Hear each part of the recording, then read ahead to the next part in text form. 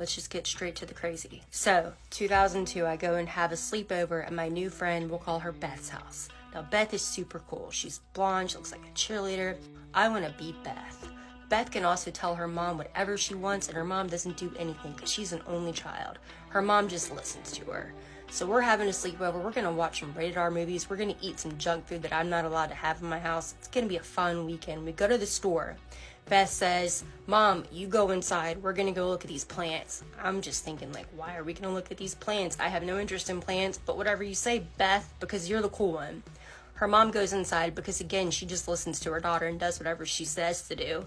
We go up to this table. It's 4 guys selling something. I don't know what they were selling. I was so nervous to be walking up and talking to these 4 guys that I've never met. We start talking and the guys say, hey, what are y'all doing later on? I'm thinking, like, aren't we supposed to be watching some R-rated movies? We just went to Blockbuster. They say, come and meet us at our hotel tonight. I'm just thinking, like, I don't think that is something that is possible. We don't have cars. How is this going to happen? Later on that night, after Beth's mom goes to bed, Beth gets out the phone book. Now that I'm showing my age with that, and she finds the name of this hotel. I don't know how she got the room number of these guys, but she's off the phone. She says, we're walking to the front of the neighborhood. A taxi is going to come and get us. So I get in the taxi with Beth, and I'm just thinking, I didn't know taxis even came out this far. How much is this taxi ride going to be? Who's going to pay for it? We get to the hotel. One of the guys meets us at the cab, and he pays for it, you know, like a gentleman does. I am in my class of 2002 shirt. Class of 2002 was the year that I graduated 8th grade. These 14-year-old girls had got themselves in an unsafe situation that they should never have been in if only they'd stayed at home to watch horror movies like they had planned. We go into the room. It's 4 guys in there. It smells. It's smoky. It doesn't smell like any cigarettes I've ever smelled before. Beth says it's incense. Don't worry about it. We're talking. Beth is saying how she's 19 and I'm 18, and that was actually my high school graduation shirt that I had on, which I thought was super clever and cool that she thought of it on the fly. One of the guys passes over 2 beers. Beth takes it. I say no thank you, because obviously at that point, that was the time that I needed to be having some self-preservation, and my dad said never take an open drink from a stranger. Beth takes a couple sips of the beer, and then the phone rings, and then all hell breaks loose. Beth had left that phone book on her bed, open, and her mom just star 69 and called the hotel.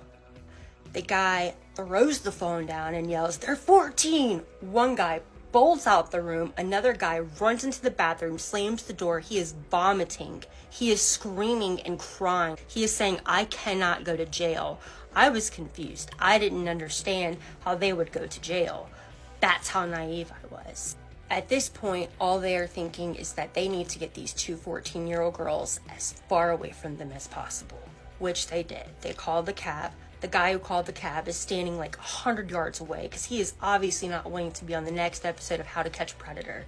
The cab gets there, and we're like, hey, we don't have any money to get home. So he comes and he throws cash in, and we never see them again. This is the craziest part, though. This took place in Baton Rouge, and in Baton Rouge in the year 2002, there was a serial unaliver who was still on the loose, Derek Todd Lee. Derek Todd Lee had a type, tall with brown hair. We get back to Beth's house, and there is a police officer there, and she put the fear of God into me.